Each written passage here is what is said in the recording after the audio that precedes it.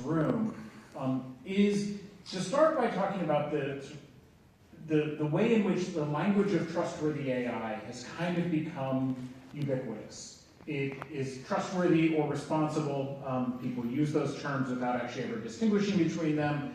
And the idea that we might need AI that is somehow not just there to make a lot of money for a company, not just being tossed out in the world in a completely irresponsible way, is starting to get a lot of traction. So you see lots of people who purport to be able to tell you how you can get around it. But if we just think about the ways in which you're starting to see the emergence of things having to do with regulation and policy. So the EU AI Act, which in theory will be in full operation in August of this year, though we'll see if that actually happens.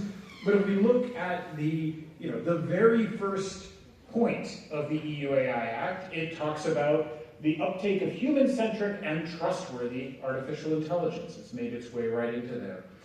In the United States, there have been multiple executive orders, essentially presidential proclamations.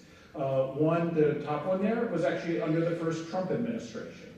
The second one under the Biden administration. So even in a place like the US, which has a reputation for being hostile to AI governance, nonetheless, and the first Trump administration was certainly no friend of AI governance and regulation, even in that administration, we see the language of trustworthy AI being trotted out. In fact, even in the second Trump administration, the one that is currently ongoing, we found that a lot of the rhetoric that's being used internally is often bringing the word trustworthy and responsible to the forefront. So I want to start, with that as the backdrop. Yay, we all agree we want trustworthy AI. Great, let's go home. Here's a question, though, that I want to ask. A lot of people have thought about how we get trustworthy AI, but I want to pose a challenge. Consider self-driving cars.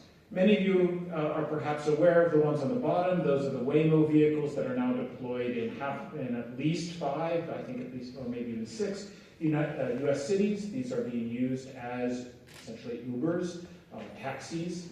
In US cities, in ordinary operation, there is no human driver. There is a human backup that can be called if the system runs into any kinds of difficulties. But, the Waymo vehicles are just cruising around San Francisco right now. In fact, it's a little bit strange how many of them there are. I do want to highlight above, you might be wondering what that is. That looks like a self-driving car. That is a self-driving car from 2018. So from 8 years ago, 18, when they were being tested on the roads in Pittsburgh, Pennsylvania, where I lived at the time, with Carnegie Mellon and other universities. That's actually the first vehicle that was being tested publicly on public roads in the United States, the first autonomous vehicle. So it's been going on now for 8 years. And people have talked a lot about trusting self-driving cars. When are they going to be trustworthy? And what's interesting is that a lot of the rhetoric around that, and a lot of the focus of trustworthy AI when it comes to self-driving cars, has focused on the passengers in the car. But I'm also curious to know, what does it mean to trust a self-driving car when you're a pedestrian, as my daughter was walking to and from school when those cars were being tested in Pittsburgh? Or as another driver? One of the things we all learned very quickly in Pittsburgh when the Uber ATG cars were being deployed and tested is that those cars were incredibly conservative. They drove in a very slow and patient way, which meant it was wonderful. If you saw one ahead of you, you knew you could always just pull right in front of it and it would back off. You didn't have to worry that somebody would get mad at you or try to, stop you from getting into the lane. So people very quickly learned that they could take advantage of the systems.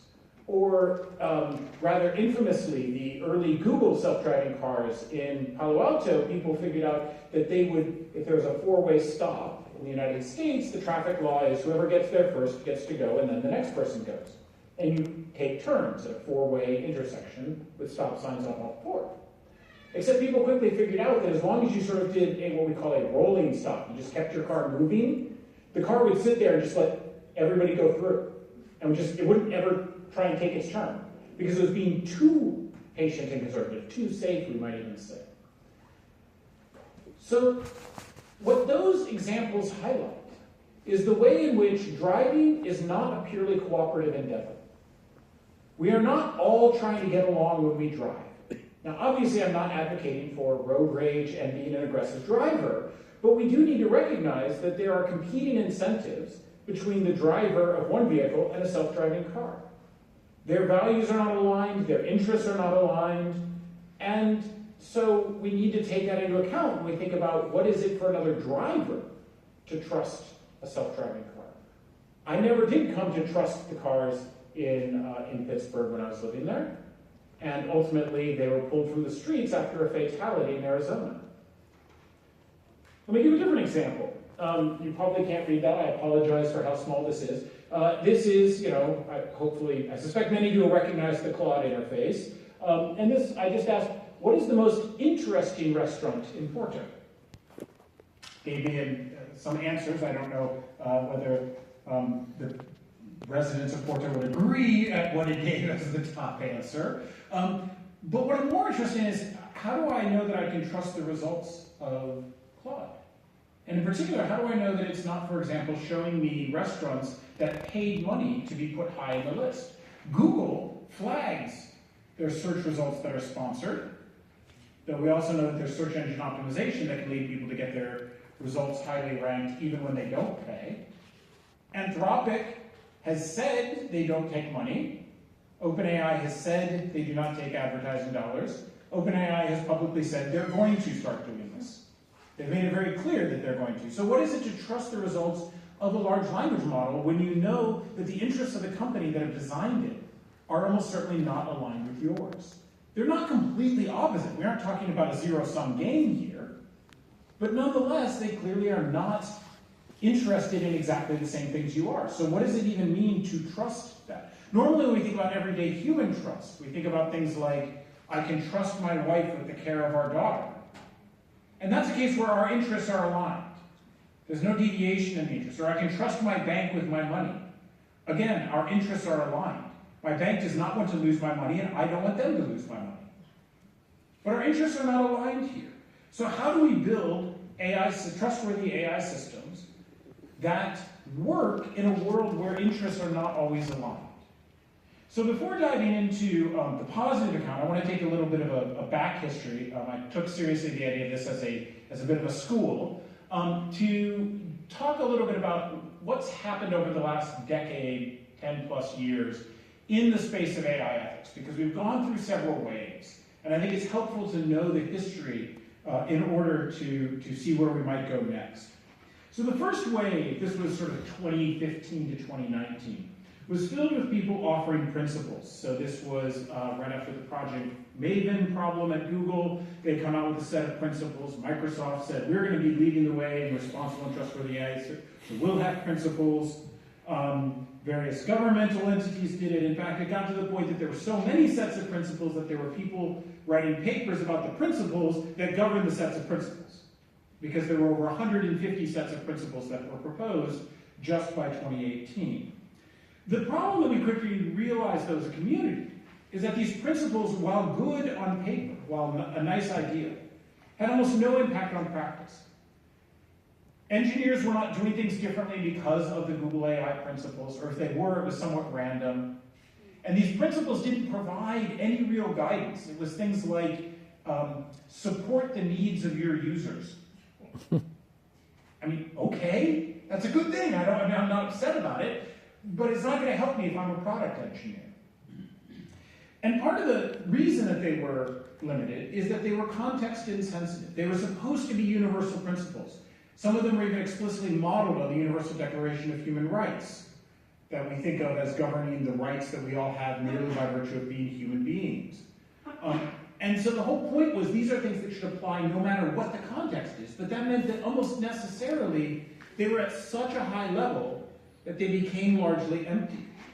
But of course, if you wanted to put them into practice, what happened is you had to specify things for your team. So what ended up happening is even within a company, different teams would understand the principles in radically different ways. There was a very nice internal study by Google looking at how their own teams were interpreting their principles, and they found a huge amount of variation. I should note this report appears and disappears with some some completely irregular frequency on the internet. So if you can't find it, let me know and I can try and help you find it, because Google doesn't always seem to want to have it out there. And we, AI was no longer being built by just one company. I mean, maybe in 2015 you could imagine that an entire system could be built from data collection through to use by a single company, but now most AI systems will have 8, 10, 12 different companies touch it along the way from initial idea to deployment. These things are not built by any one company anymore, so whose rules, whose principles are supposed to govern things? So for that reason, we moved to sort of the second generation of trying to do things, which was roughly 2018 to 2021. And this was the idea that, well, maybe we should just explicitly encode our ethics and values straight into the AI. Let's have little AI governors that are, or AI ethics modules that sit there and can be queried. Perhaps most notably, this came up around trolley problems and self-driving vehicles.